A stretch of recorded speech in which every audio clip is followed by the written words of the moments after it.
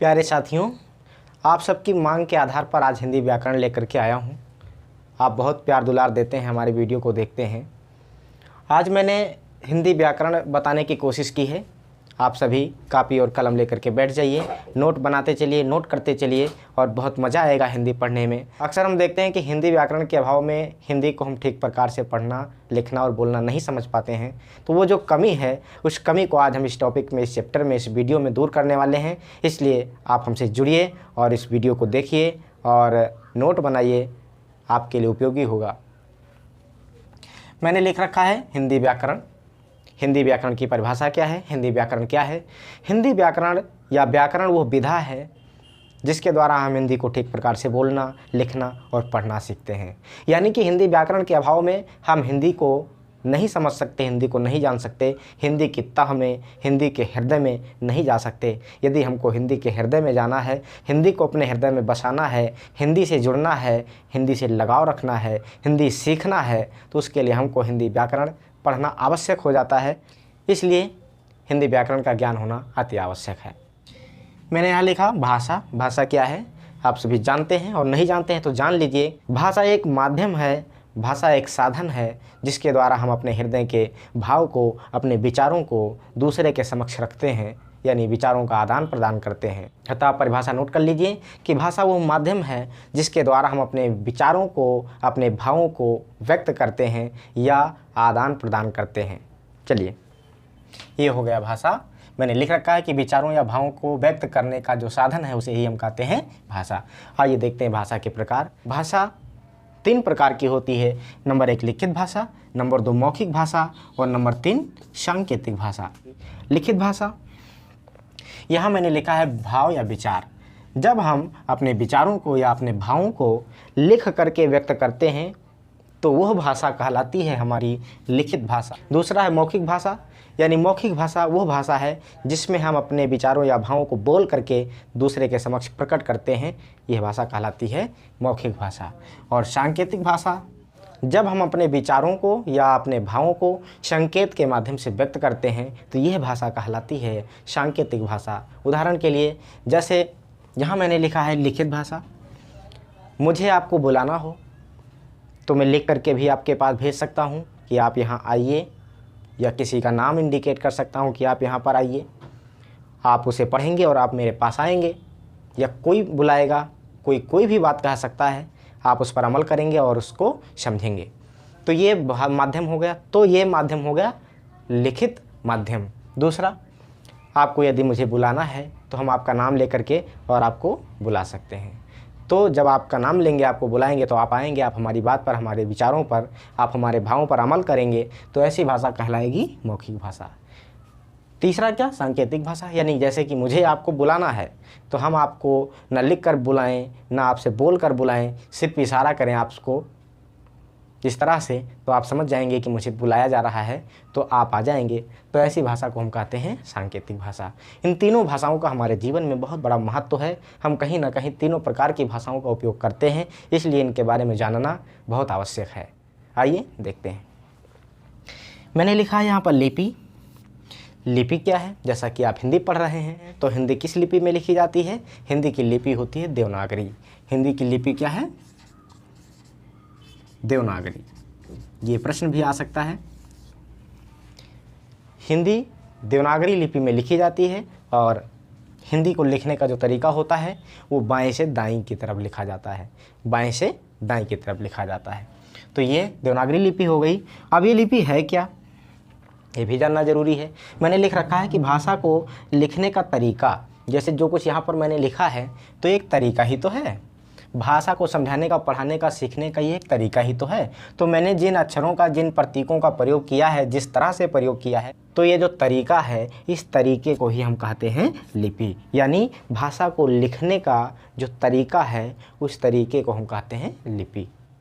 अब हम देखते हैं वर्ण। तो यदि कहा जाए तो शुद्ध रूप से जो आपका वर्णमाला है, उस वर्णमाला में शुद्ध अक्षरों या वर्णों की संख्या मात्र 44 है। जब कोई आपसे पूछे कि हिंदी में शुद्ध वर्णों की संख्या कितनी है, तो आप कह देना कि हिंदी में शुद्ध वर्णों की संख्या 44 है। आगे हम बताएंगे कि ये 44 में स्वर भी हैं, व्यंजन भी हैं, व्यंजन के प्रकार, स्वर के प्रकार, ये सब हम आगे पढ़ने वाले हैं। तो इतना समझ गए। अब इसके बाद हम देखेंगे वर्णों के प्रकार। आइए देखते हैं। जैसा कि आप जान रहे हैं कि जो वर्ण होते हैं, वर्ण 3 प्रकार के होते हैं, स्वर, व्यंजन और अयोगवाह। तीनों को अलग अलग हम देखेंगे, स्वर, व्यंजन और अयोगवाह। आइए देखते हैं। हम लिखते हैं यहाँ पर वर्ण। यह वर्ण क्या है? अक्षर हैं। तो ये कितने होते हैं, कितने प्रकार के होते हैं? 3 प्रकार के होते हैं, याद रखिएगा, भूलिएगा नहीं। ये होंगे स्वर और ये होंगे व्यंजन और ये होंगे अयोगवाह।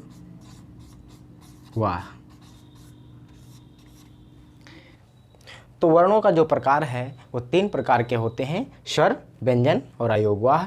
आइए देखते हैं कि स्वर कौन होते हैं, व्यंजन कौन होते हैं और अयोगवाह कौन होते हैं। देखिए, अ, आ, ई, ए, उ, री, ए, आए, ओ, आओ, ये जो 11 अक्षर हैं, ये जो 11 वर्ण हैं, इनको हम कहते हैं स्वर। इनके साथ में अंग और आहा भी आता है। तो अंग और आहा भले ही इनके साथ लिखा जाता है, परंतु वो स्वर नहीं होते हैं, स्वर के लक्षण नहीं होते हैं। अतः उन अक्षरों को हम रखते हैं अयोगवाह में। यानी अंग और आहा क्या है? अयोगवाह हैं। इसलिए कन्फ्यूज होकर के कभी कुछ लोग कह देते हैं कि जो स्वरों की संख्या है वो 13 है।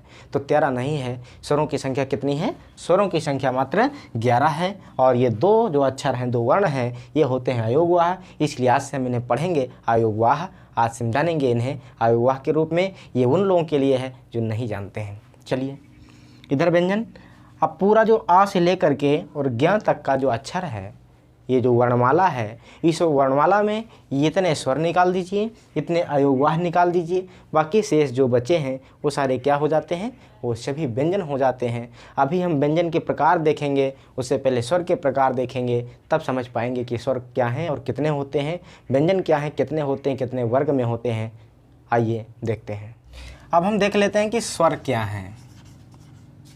स्वर किसे कहते हैं और व्यंजन किसे कहते हैं? स्वर ऐसे वर्ण होते हैं जिनका उच्चारण करने के लिए हमें किसी अन्य अक्षरों की, वर्णों की आवश्यकता नहीं पड़ती है। ऐसे वर्ण, ऐसे अक्षर स्वर कहलाते हैं। आ, ई, उ, री, ए, आए, ओ, आओ, अंग। ये जो 11 वर्ण हैं, इन वर्णों के उच्चारण में हमें किसी अन्य अक्षर की, अन्य वर्ण की सहायता नहीं लेनी पड़ती है। अतः इन वर्णों को हम कहेंगे स्वर। समझ गए? यानी कि जो आ है, ई है, उ है, री, ए, आए, ओ, आओ, ये टोटल कितने हैं? 11 वर्ण हैं।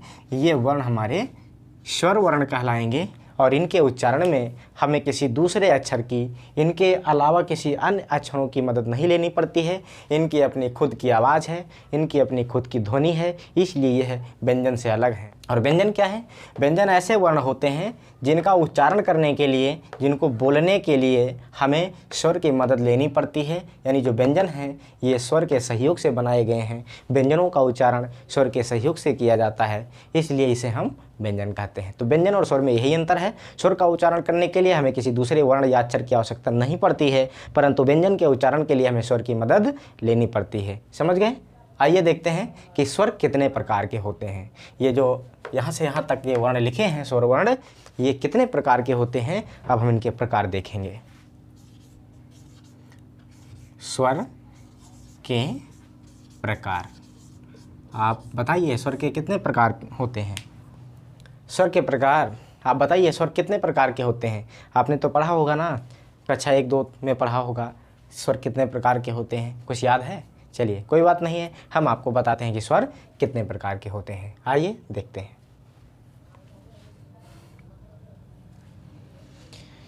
ये जो स्वर हैं ये 3 प्रकार के होते हैं। पहला होता है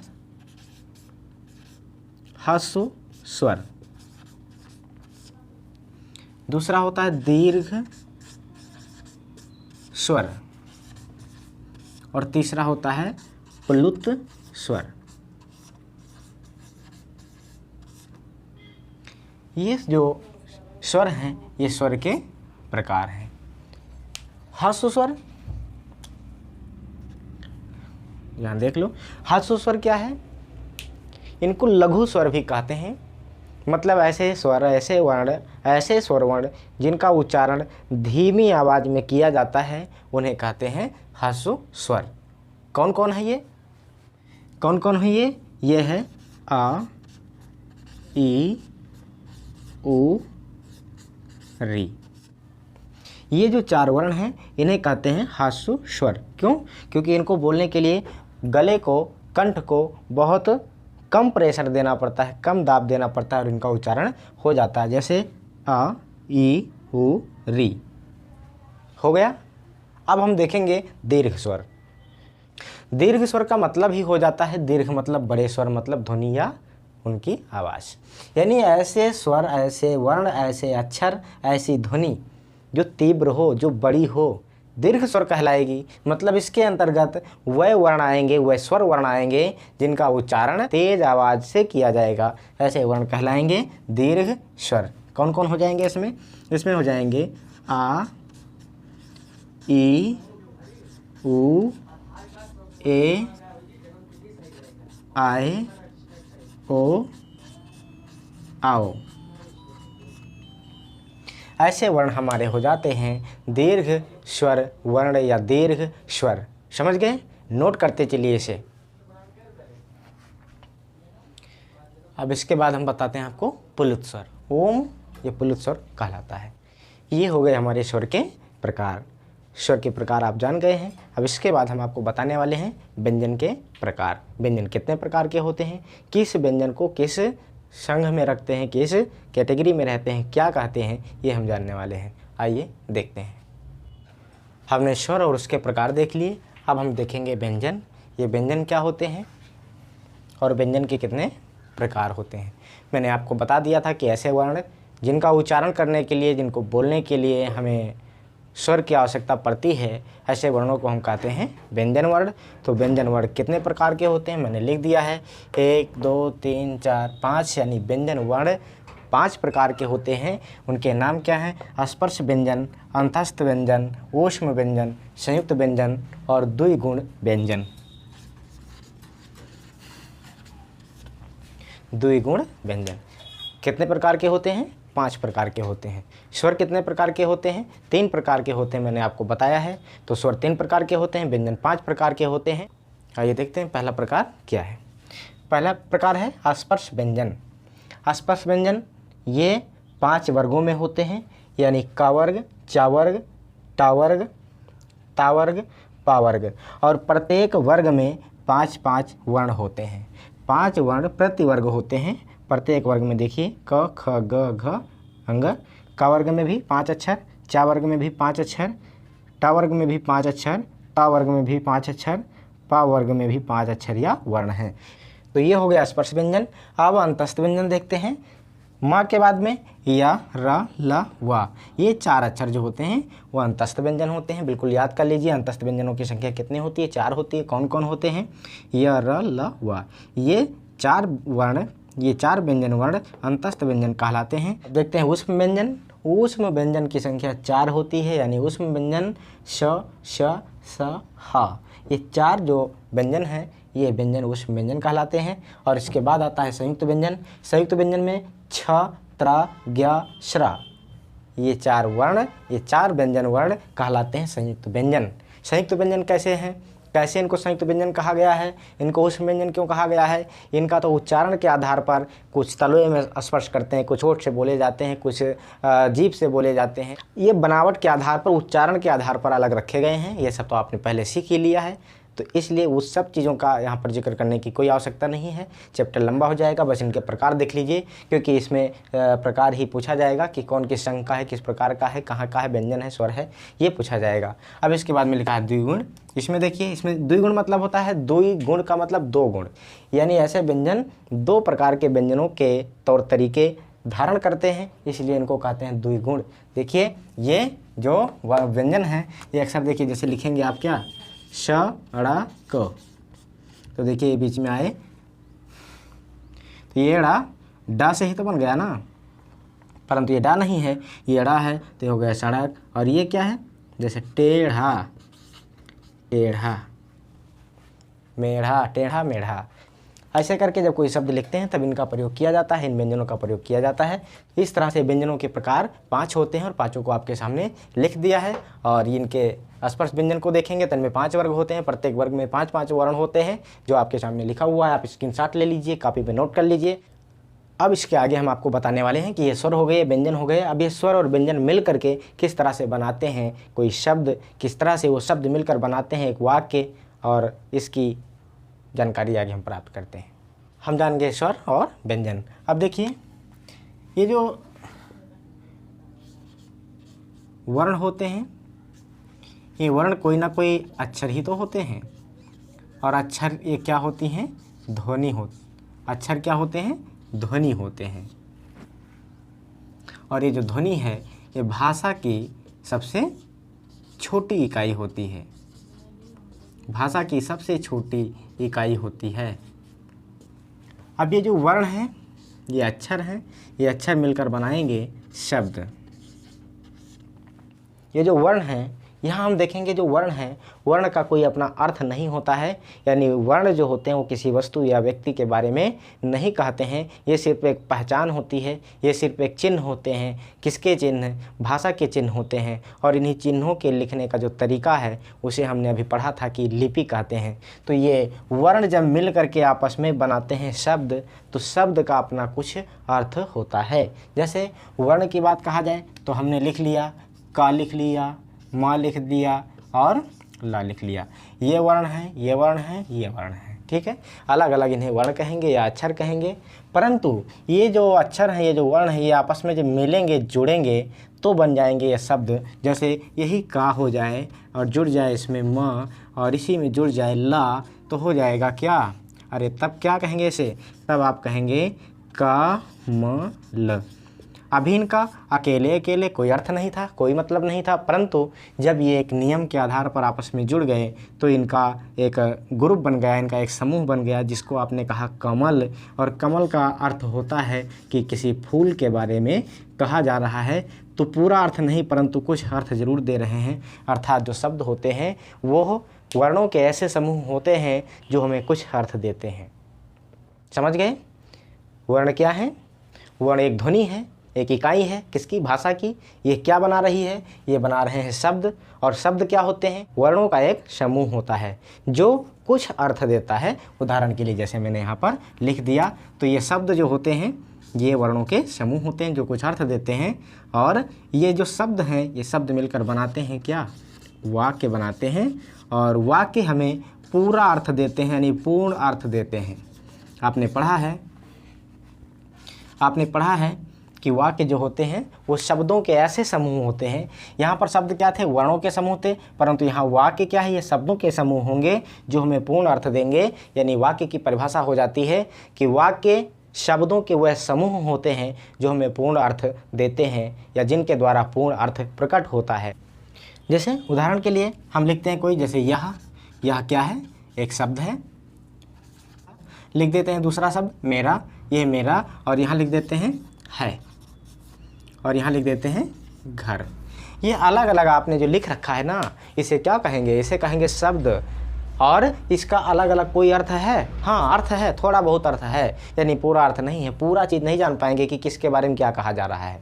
जैसे घर, यह है, जान पाएंगे, कुछ नहीं समझ में आएगा, क्योंकि ये अलग अलग हमें कोई पूरा अर्थ नहीं देते हैं। परंतु जब एक नियम के आधार पर इकट्ठा हो जाते हैं तो इन्हें कहते हैं वाक्य। अब जैसे अलग अलग ये शब्द है ना, इनको एक नियम के आधार पर इकट्ठा कर दो और इनसे बन जाएगा एक सेंटेंस, इनसे बन जाएगा एक वाक्य। जैसे देख लीजिए यहाँ लिखा हुआ, तो आप सबसे पहले लिख दो नियम के आधार पर। नियम क्या है, ये तो आपको पढ़ाया ही गया है, आप जानते हैं। जैसे यह मेरा, यह के बाद क्या जोड़ दिया, मेरा, मेरा के बाद में जोड़ दीजिए घर, और घर के बाद में जोड़ दीजिए है।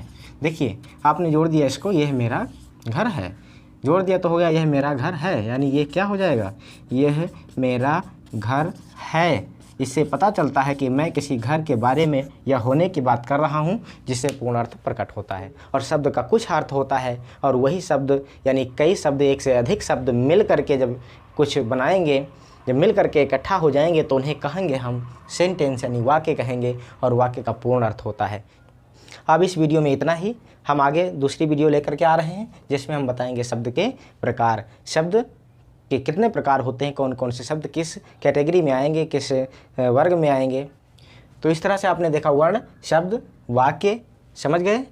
चलिए अब इस वीडियो में हम आज इतना ही बताएंगे। अगली वीडियो में हम आपको बताएंगे कि शब्द के कितने प्रकार होते हैं, शब्द कितने प्रकार के होते हैं। आप लोग बने रहिए हमारे साथ और हमारे चैनल को सब्सक्राइब कर लीजिए ताकि हमारी आने वाली वीडियो आप तक पहुंचती रहे और आप हमसे जुड़े रहें, हम आपसे जुड़े रहें। जय हिंद, जय भारत।